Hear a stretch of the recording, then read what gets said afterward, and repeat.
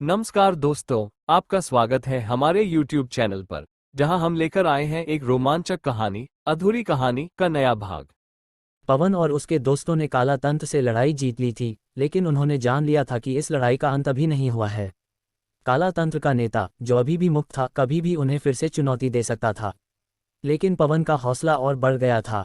उसने ठान लिया कि अब वे अपनी योजनाओं को तेजी से मूर्त रूप देंगे और अपने अनाथ बच्चों के लिए शिक्षा और अवसरों का एक नया द्वार खोलेंगे। पवन और उसके दोस्तों ने अपनी नई योजना के तहत एक स्कूल खोलने का निर्णय लिया, जिसमें न केवल पढ़ाई होगी, बल्कि बच्चों की प्रतिभाओं को पोषित करने के लिए विशेष कार्यक्रम भी आयोजित किए जाएंगे। उन्होंने अपने शिक्षण केंद्र का नाम रखा शिक्षा की नई रोशनी। उस दिन से पवन और उसके दोस्तों ने मिलकर दिन रात काम करना शुरू कर दिया। उन्होंने अपने पुराने ट्यूशन स्कूल को फिर से सजाया और उसे विस्तार दिया। नए स्कूल के लिए वे एक बड़ी बिल्डिंग की तलाश कर रहे थे और उन्हें एक पुराना हॉल मिला जो लंबे समय से बंद पड़ा था। हॉल की मरम्मत करने में उन्हें कठिनाई हुई, लेकिन पवन और उसकी टीम ने मेहनत करने का कोई मौका नहीं छोड़ा। पवन ने अपने दोस्तों के साथ मिलकर स्थानीय समुदाय से सहयोग मांगा। उन्होंने लोगों से छोटे छोटे दान की अपील की ताकि वे स्कूल के लिए ज़रूरी सामान इकट्ठा कर सकें। आश्चर्य की बात यह थी कि कई स्थानीय व्यवसायियों ने भी उनकी मदद की। पवन के संघर्ष और समर्पण को देखकर गांव वाले प्रभावित हुए। सीता ने अपनी गायकी के टैलेंट को भी स्कूल के प्रचार के लिए इस्तेमाल किया। उसने गांव में एक संगीत कार्यक्रम का आयोजन किया। कार्यक्रम में पवन और उसके दोस्तों ने अपने स्कूल के बारे में बताया और लोगों को प्रोत्साहित किया कि वे बच्चों की शिक्षा में सहयोग दें। इस कार्यक्रम ने लोगों के दिलों में उम्मीद की एक नई किरण जगाई। कुछ हफ्तों के बाद अंततः उन्होंने स्कूल का उद्घाटन करने का निर्णय लिया। उद्घाटन समारोह भव्य था। पवन के माता पिता भी वहां आए ताकि वह अपने बेटे की खुशियों को देख सकें। समारोह में स्थानीय नेता और गांव के सभी लोग मौजूद थे। पवन ने मंच पर जाकर कहा, यह सिर्फ एक स्कूल नहीं है, यह एक सपने का घर है। यहाँ हम सभी बच्चों की प्रतिभा को विकसित करेंगे, चाहे उनकी पृष्ठभूमि कैसी भी हो। हमें मिलकर एक नई पीढ़ी तैयार करनी है जो भविष्य में समाज का नेतृत्व करे। हालांकि जैसे ही पवन और उसके दोस्तों ने अपने स्कूल की शुरुआत की, काला तंत्र के नेता ने अपनी प्रतिक्रिया दी। उसने अपने अनुयायियों को आदेश दिया कि वे पवन के स्कूल को नष्ट करें। उन्होंने कहा, तुम्हारा बढ़ता हौसला हमें नहीं देख सकता। ये स्कूल तुम्हारे दिमागी कुत्सित योजनाओं का बिंदु बना होगा। एक रात काला तंत्र के अनुयायियों ने स्कूल पर हमला किया। लेकिन इस बार पवन और उसके दोस्तों ने पहले से ही इसका सामना करने की योजना बनाई थी। उन्होंने स्कूल के चारों ओर सुरक्षा के लिए एक मजबूत दीवार खड़ी कर दी थी। साथ ही पवन ने अपने शिक्षकों और स्थानीय छात्रों से कहा, हम सब एक साथ रहेंगे, कोई भी हमें नहीं रोक सकता। काला तंत्र ने स्कूल पर हमला करना शुरू किया और वहां भिड़ंत के दौरान सभी ने एकजुट होकर ढेर सारे जज्बे के साथ प्रतिरोध किया। पवन ने अपनी नीलमणि के साथ तलवार उठाए और निर्णायक रूप से बोला, हमारी शिक्षा और हमारे सपने किसी भी काले तंत्र से अधिक मजबूत हैं। हम यहाँ आने वाले हर बच्चे का ढाल बनेंगे। जैसे ही लड़ाई शुरू हुई, पवन ने अपनी शक्तियों का सही उपयोग किया। उसने नीलमणि को सक्रिय किया, जिससे उसकी तलवार की चमक और भी बढ़ गई। संगीता ने अपने मन की शक्ति से दुश्मनों के मनोबल को कम किया, जिससे उन्हें आत्मविश्वास की कमी महसूस हुई। आखिरकार पवन और उसके दोस्तों ने काला तंत्र के अनुयायियों को हराया। काला तंत्र का नेता एक बार फिर भाग खड़ा हुआ, लेकिन इस बार उसने एक निगाह ठानी, मैं वापस आऊंगा। पवन और उसके दोस्तों ने स्कूल को सुरक्षित रखा और ये लड़ाई उन्हें और भी मजबूत बना गई। अब स्कूल ने सिर्फ शिक्षा का नहीं, बल्कि साहस का भी पाठ पढ़ाना शुरू किया। सभी बच्चों ने मिलकर देखा कि कैसे एक साधारण शख्स अपने लिए लड़ सकता है, चाहे वह कितना भी बड़ा संकट क्यों न हो। जनता की आवाज़ें सुनाई देने लगीं। पवन ने अपने स्कूल में खेल, संगीत और कला को भी बढ़ावा दिया। बच्चों की प्रतिभा को सामने लाने के लिए उन्हें मौके दिए गए। सीता ने संगीत की कक्षाओं को संभाला, रमेश ने खेल का और मनीष ने विज्ञान का। सभी बच्चे अब अपने हुनर को उभारने में व्यस्त थे। पवन ने अपने अनुभव से सीखा कि शिक्षा केवल किताबों तक सीमित नहीं है, बल्कि यह बच्चों को सामर्थ्य, सम्मान और साहस सिखाने का माध्यम है। उन्होंने सोचा, हम केवल एक स्कूल नहीं चला रहे हैं, हम समाज में एक नई प्रगति की दिशा में कदम बढ़ा रहे हैं। अब पवन की कहानी ने एक नया मोड़ लिया था। वह पहले से कहीं अधिक सशक्त महसूस कर रहा था। उसने अपनी पूरी जिंदगी को युवाओं की शिक्षा और विकास की दिशा में समर्पित करने का निर्णय लिया। लेकिन काला तंत्र को अब भी हल्के में नहीं लेना था। पवन ने महसूस किया कि अब लड़ाई सिर्फ उसके स्कूल बचाने की नहीं, बल्कि अपने समाज के भविष्य को सुनिश्चित करने की है। आगे क्या होगा? क्या काला तंत्र सच में वापस आएगा? जानने के लिए जुड़े रहिए अधूरी कहानी के अगले भाग के साथ। काला तंत्र एक खतरनाक और रहस्यमय संगठन था, जिसका नेतृत्व एक शक्तिशाली योद्धा कर रहा था, जिसे विनाशक कहा जाता था। विनाशक ने पहले भी कई योद्धाओं को हराया था और उसे अपने सामर्थ्य पर घमंड था। काला तंत्र का एकमात्र लक्ष्य था पवन को समाप्त करना, जिसके सपनों ने उन्हें भयभीत कर दिया था। उन्हें डर था कि पवन और उसके दोस्त उनके अधिनियमों को उजागर कर देंगे। एक रात जब पवन अपने स्कूल में बच्चों को पढ़ाने में व्यस्त था, इसलिए अचानक काला तंत्र के अनुयायियों ने फिर से हमला किया। पवन ने साहस दिखाया, लेकिन काला तंत्र की संख्या अधिक थी। उन्होंने पवन को चारों ओर से घेर लिया और एक भयंकर लड़ाई हुई।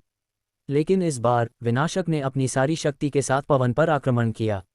एक घातक हमले में पवन अधमरा हो गया और उसके दोस्त उसे बचाने के लिए लड़े, लेकिन वे भी दबाव में आ गए। घायल अवस्था में पवन को उसकी गुरु राजवीर की याद आई। उसने सोच लिया कि इसे कभी हार नहीं माननी चाहिए। तभी उसने अपनी आंखें बंद की और यह सोचते हुए गया कि उसे अपनी ताकत मिली कैसे। अचानक राजवीर उसके सामने प्रकट हुए। उन्होंने पवन की ओर देखा और कहा, पवन, तुम्हारी शक्ति केवल तुम्हारी बाहों में नहीं है, बल्कि तुम्हारे दिल और आत्मा में है। तुम्हें खुद को पहचानना होगा। राजवीर ने पवन को सलाह दी कि उसे अपनी शक्ति को विकसित करने के लिए भयानक जंगल में जाना होगा, जहां उसे अपने डर का सामना करना पड़ेगा। वहां तुम्हें भयानक पक्षीराज से सामना करना होगा, राजवीर ने कहा, लेकिन उसके पास कुछ अद्भुत शक्तियां हैं। पवन थोड़ा डरा हुआ था, लेकिन उसने ठान लिया कि वो अपने स्कूल और अपने दोस्तों की रक्षा के लिए हर चुनौती का सामना करेगा। समय बर्बाद न करते हुए वह भयानक जंगल का रास्ता पकड़ा। जब वह जंगल में पहुंचा तो उसे अंधेरा और खतरनाक वातावरण महसूस हुआ। उस जगह पर जीव जंतु और रहस्यमय आवाजें उसे डराने लगीं। जंगल में चलते हुए वह अचानक एक विशाल पक्षी के सामने आया, जो कि एक अनजान और शक्तिशाली पीढ़ी का प्रतीक था, पक्षीराज। पक्षीराज ने कहा, तुम यहाँ क्या करने आए हो, छोटे योद्धा? क्या तुम मेरे सामने आकर मुझसे लड़ने का साहस रखते हो? उसने पवन की कमजोरी देखकर उस पर हंसा।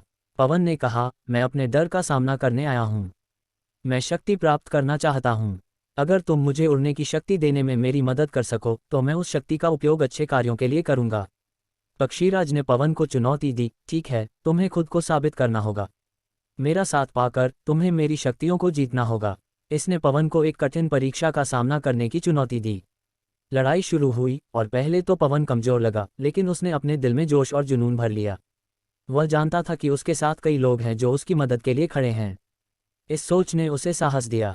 अंत में उसने अपनी पूरी शक्ति जुटाई और एक चक्रीय होंगे दिशा में कूदकर पक्षीराज को हराने का प्रयास किया। लड़ाई के बीच पवन ने देखा कि पक्षीराज उसकी हर कोशिश का प्रतिरोध कर रहा था, लेकिन वह हार मानने के लिए तैयार नहीं था। उसने अपने भीतर की आत्मा को जगाया और एक अद्वितीय शक्ति हासिल की। पक्षीराज ने देखा कि उसके सामने एक सच्चा योद्धा खड़ा है, जो बिना किसी भय के अपनी अंतिम उम्मीद के लिए लड़ रहा है। आखिरकार पवन ने पक्षीराज को अपनी शक्ति दिखाकर उसे हराया। इस जीत के साथ उसे उड़ने की शक्ति प्राप्त हुई और तभी उसने अनुभव किया कि उसकी आत्मा की ऊर्जा भी समर्पित हो गई। अब उसे अपनी इच्छा शक्ति के साथ खरगोश की शक्ति भी प्राप्त हुई। वह जंगल से तेजी से बाहर निकल गया और रहस्यमय दरवाजे के पास पहुंचा, जो एक दूसरी दुनिया की ओर जाता था। वहां उसने आत्मालोक का सामना किया, जहां उसे अपने रास्ते पर कई और परीक्षण दिए जाने वाले थे।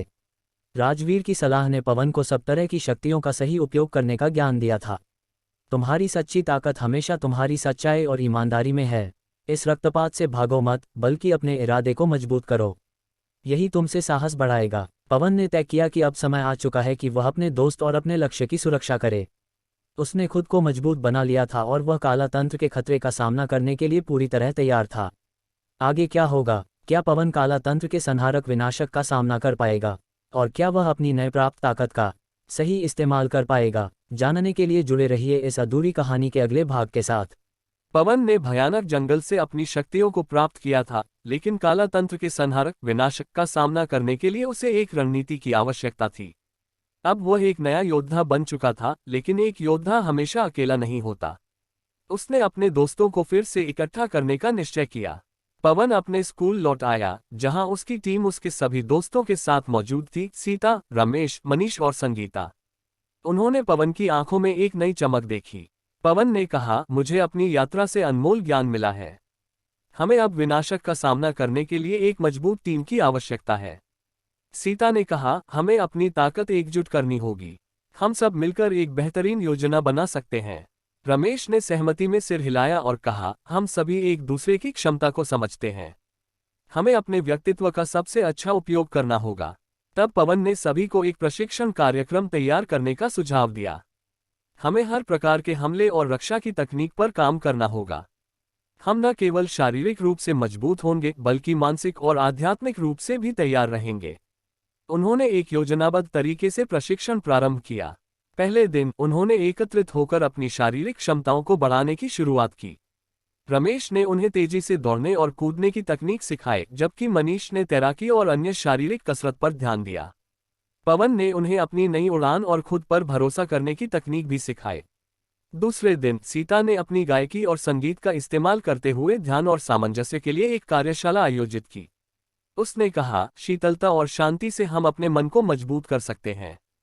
संगीता ने कला के माध्यम से भावनाओं को व्यक्त करने की एक कक्षा ली, जिससे सभी अपने डर का सामना कर सकें और संघर्ष के समय में एक दूसरे का समर्थन कर सकें।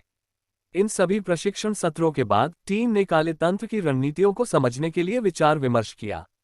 उन्होंने विनाशक के बारे में जानकारी इकट्ठा करने के लिए गांव वालों से भी संवाद साधा और इस दौरान कई कहानियां सुनने को मिली।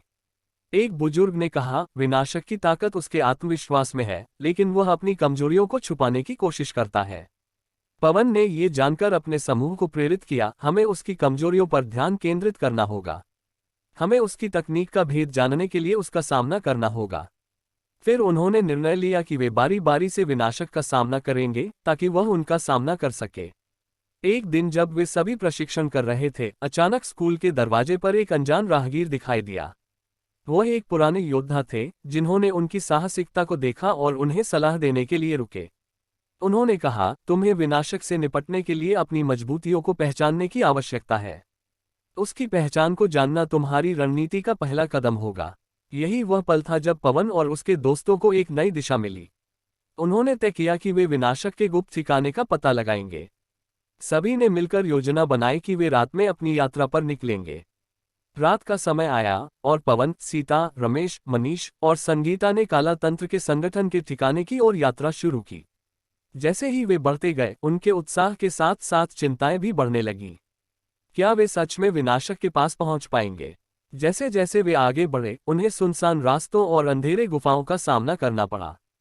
खतरनाक जंगली जीव उनके चारों ओर थे, लेकिन अब पवन और उसके दोस्तों के दिलों में डर नहीं था। उनके पास तैयारी और एकजुटता थी। अंत में एक गहरी गुफा में पहुंचकर उन्होंने देखा कि कई काला तंत्र के अनुयायी इकट्ठा हो रहे थे। पवन ने अपने दोस्तों से कहा, यहाँ विनाशक का सामना करने का सही समय है। हमें एक साथ मिलकर उनकी चालाकियों को बेनकाब करना होगा। तभी अचानक गुफा से एक गहरी आवाज गूंजी, तुम लोग यहाँ क्या कर रहे हो? विनाशक की उपस्थिति सन्नाटे में गूंज गई। तुम मेरे खिलाफ आए हो, तुम सबको खत्म कर दूंगा। उसने गर्जना की और उसकी आंखों में खौफनाक चमक थी। क्या पवन और उसकी टीम विनाशक का सामना कर पाएंगे? क्या वे उसकी शक्तियों को पार कर सकेंगे? जानने के लिए जुड़े रहिए अधूरी कहानी के अगले भाग के साथ। जैसे ही गुफा में विनाशक की गहरी आवाज गूंज उठी, पवन और उसके दोस्तों ने एक दूसरे की ओर देखा। यह उनका आखिरी मौका था और किसी भी प्रकार की चूक उन्हें भारी पड़ सकती थी। पवन ने गहरी सांस ली और कहा, हमारी योजनाएं तैयार हैं। हम सब अपनी शक्तियों का सही उपयोग करेंगे। पवन के पास अब जादुई नीलमणि थी, जो उसे अद्भुत शक्तियां प्रदान करती थी। उसकी तलवार अब केवल एक हथियार नहीं थी, बल्कि उसके इरादों और विश्वास की एक अभिव्यक्ति बन गई थी। वह इस शक्तियों का प्रयोग अपने दोस्तों और स्कूल की रक्षा में करेगा। सीता की गायकी में एक जादुई गुण था। उसकी आवाज में वह शक्ति थी जिससे वह दुश्मनों के मनोबल को कम कर सकती थी। वह एक गाना गा सकती थी जो न केवल शांति लाएगा, बल्कि उनके खिलाफ लड़ने की हिम्मत भी देगा। उसका संगीत उनकी आत्माओं को उच्च स्तर तक ले जाने में सक्षम था। रमेश एक कुश्ती प्रतियोगिता में जीतने वाला था और उसकी शारीरिक क्षमता अत्यधिक थी। वह ताकतवर था और लड़ाई के समय में वह दुश्मनों के बीच में जाकर उन्हें अपनी मिलिट्री जैसे धकेलने के कौशल से निपट सकता था। वह एक सुरक्षात्मक ढाल की तरह काम करेगा, अपने दोस्तों को सुरक्षा देने के लिए। मनीष विज्ञान का मास्टर था। उसे तकनीकी चालाकियों का ज्ञान था और वह एक ऐसा आयुध बना सकता था जो दुश्मनों के खिलाफ प्रयोग किया जा सकता था। उसकी पेन और पेपर पर बनाई गई योजनाएं अब उन्हें गुफा के अंदर और बाहर के खिलाफ उपयोगी साबित होने वाली थीं। संगीता की विशेषता उसकी क्षमताओं से अधिक उसकी करुणा और समर्थन में थी। जब पवन का हौसला टूटेगा, वो उसके पास पहुंचकर उसे समर्थन देगी। वह अपने दोस्त की ताकत को बढ़ावा देने का काम करेगी। उसकी मनोबल बढ़ाने वाली कला ने हमेशा उन्हें मुश्किल से निकालने में मदद की है। पवन ने उन्हें कहा, हमें एकजुट होकर काम करना है। हमें एक दूसरे की ताकत को समझना होगा और साथ में लड़ना होगा। हमारी एकता हमारी सबसे बड़ी ताकत है। उन सभी ने अपनी शक्तियों और क्षमताओं के बारे में एक बार फिर से चर्चा की और तय किया कि उन्हें विनाशक के हमले से पहले एक गुप्त योजना बनानी होगी। जैसे जैसे गुफा में विनाशक की उपस्थिति मजबूत होती गई, उन्होंने एकजुट होकर उसके खिलाफ कार्रवाई शुरू कर दी। पवन ने अपनी तलवार को उठाते हुए कहा, यहाँ हम अपनी शिक्षा, साहस और दोस्ती की शक्ति लेकर आए हैं। हम विनाशक को नहीं डरेंगे।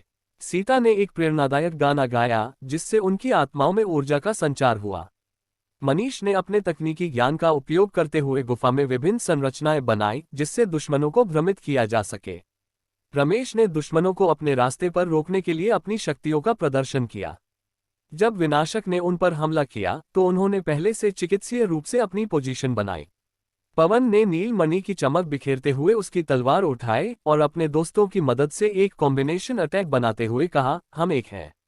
एकजुट होकर हम किसी भी चुनौती का सामना कर सकते हैं। सीता की गायकी ने विनाशक के मनोबल को तोड़ना शुरू किया, जबकि रमेश ने सभी दुश्मनों को अपनी शक्ति से धकेल दिया। मनीष ने फंसाए गए दुश्मनों के खिलाफ अपने आयुध का प्रयोग किया और संगीता ने पवन को जीतने की हिम्मत और साहस दिया। जैसे ही लड़ाई बढ़ी, पवन ने देखा कि विनाशक की शक्तियां कमजोर हो रही थीं, लेकिन वह अभी भी खतरा बने हुए थे। पवन ने समझ लिया कि इसे खत्म करने का सही समय है। उसने सभी को एकजुट होकर विनाशक पर अंतिम हमले के लिए तैयार होने का संकेत दिया। जैसे ही गुफा में लड़ाई की तीव्रता बढ़ी, पवन ने महसूस किया कि यह अब या कभी नहीं का समय है। विनाशक का सामना करने के लिए उनकी एकजुटता और साहस की आवश्यकता थी। पवन ने अपनी नील मणि की चमक को और तेज किया और साथ ही योद्धाओं को संकेत दिया कि वे सब मिलकर एक निर्णायक हमला करेंगे। पवन ने एक आक्रमण की योजना बनाई। हर किसी को अपनी शक्ति के साथ एक बिंदु पर इकट्ठा होना होगा। सीता, तुम्हारी आवाज दुश्मनों के मनोबल को तोड़ने के लिए महत्वपूर्ण होगी। रमेश, तुम उनका ध्यान बांटो ताकि हम आसानी से हमला कर सकें। मनीष, तुम्हारे तकनीकी उपकरण हमें आत्मरक्षा में मदद करेंगे। संगीता, तुम मेरी ऊर्जा बढ़ाओ और मुझे प्रेरित करो। सबने अपनी जिम्मेदारियों को समझा और गुफा के अंदर का माहौल गरमाने लगा। सीता ने गाना शुरू किया, उसका मधुर स्वर गुफा की दीवारों में गूंज उठा। जैसे ही उसने गाना गाया, उसकी आवाज एक जादुई शक्ति में परिवर्तित हो गई। दुश्मनों के ध्वनियों में एक अनजान कंपित अनुभव हुआ, जिससे उनकी आत्मविश्वास कमजोर पड़ने लगा। विनाशक, जो अपनी पूरी ताकत के साथ आक्रमण कर रहा था, अचानक सीता की गायकी में आत्मा की एक नई ऊर्जा महसूस करता है। वह चिढ़ गया और गुस्से में आकर चिल्लाया, तुम लोग मुझसे डरते नहीं। मुझे समाप्त करने का तुम में साहस नहीं है। उसकी गर्जना ने गुफा को हिला दिया। रमेश ने जैसे ही विनाशक की ओर भागा, अपने शरीर की ताकत का प्रदर्शन किया। उसकी मांसपेशियां तनी और उसने निडर होकर विनाशक की ओर जोरदार प्रहार किया। वह उस पर सीधा हमला करके उसे पीछे धकेलना चाहता था ताकि बाकी की टीम को मौका मिल सके। मनीष ने अपनी तकनीकी महारत का प्रयोग करते हुए एक प्रेरणादायक उपकरण तैयार किया, जो विनाशक के अंधेरे जादू को रोक सके। उसने तकनीक की सहायता से एक ऊर्जा बैरियर का निर्माण किया। ये बैरियर उन पर हमले करने वाले काला तंत्र के अनुयायियों से उनकी रक्षा कर रहा था। जिस क्षण पवन और उसके दोस्त लड़ाई में लगे थे, संगीता ने पवन की ओर देखते हुए कहा, तुम्हारी ताकत तुम्हारे इरादों में है। तुम इसे कर सकते हो। उसकी यह बातें पवन को प्रेरित करने का काम कर रही थीं। पवन ने अपनी नील मणि से चमकती हुई तलवार उठाए और कहा, हम कभी हार नहीं मानेंगे। जब पवन ने विनाशक के सामने खड़े होकर अपने सभी दोस्तों को एकजुट किया, तो वह जानता था कि यह पल महत्वपूर्ण है। हम सब मिलकर एक हमले के लिए तैयार हैं, उसने कहा। विनाशक ने क्रोधित होकर कहा, तुम समझते हो कि तुम मुझे रोक सकते हो? मैं आमर हूं। उसने शक्तिशाली हमले की तैयारी की, लेकिन पवन ने खुद को एकजुट किया और सभी की ताकत के माध्यम से एक सम्मिलित हमला करने का निर्णय लिया। अब पवन ने चिल्लाया। सभी ने अपनी शक्तियां एकत्रित की और एक शक्तिशाली ऊर्जा का निर्माण किया। पवन ने अपनी तलवार के साथ उस ऊर्जा को बढ़ावा दिया। यह ऊर्जा एक चमकदार बॉल के रूप में विनाशक की ओर उड़ी और उसे अपने अंधेरे जादू से मुक्त किया। निश्चित रूप से वह प्रकाश की उस चमक में घिर गया। पहले तो विनाशक ने सोचा कि वह इसे रोक सकता है, लेकिन वहां उसकी शक्ति कमजोर होती गई। उसकी आंखों में भय छा गया। बस कुछ क्षण पहले की बात थी जब सभी ने देखा कि विनाशक का शरीर कमजोर हो रहा था और उसकी शक्तियां खत्म हो रही थीं। उसकी गर्जना अब डर में बदल चुकी थी। नहीं, यह असंभव है, उसने चिल्लाया, लेकिन कुछ कर न सका। अंततः पवन और उसकी टीम ने विजय प्राप्त की। विनाशक ने हार मान ली और गुफा के अंधकार में गायब हो गया। सभी ने एक दूसरे को गले लगाया, उनके चेहरे पर विजय की खुशी थी। जैसे ही वे गुफा से बाहर निकले, सूरज की पहली किरणें उन्हें दिखाई दी। पवन ने कहा, ये हमारी जीत नहीं है, बल्कि हमारी एकता और साहस की जीत है। हम एक नई उम्मीद के साथ आगे बढ़ेंगे। पवन और उसके दोस्तों ने अपने स्कूल लौटकर नए जोश और आत्मविश्वास के साथ बच्चों को आगे बढ़ाने का संकल्प किया। अब उनके पास न केवल शिक्षा का अनुभव था, बल्कि साहस और दोस्ती की महत्ता का भी ज्ञान था। क्या आगे पवन और उसके दोस्त आने वाले समय में और भी चुनौतियों का सामना करेंगे? जानने के लिए जुड़े रहिए अधूरी कहानी के अगले भाग के साथ।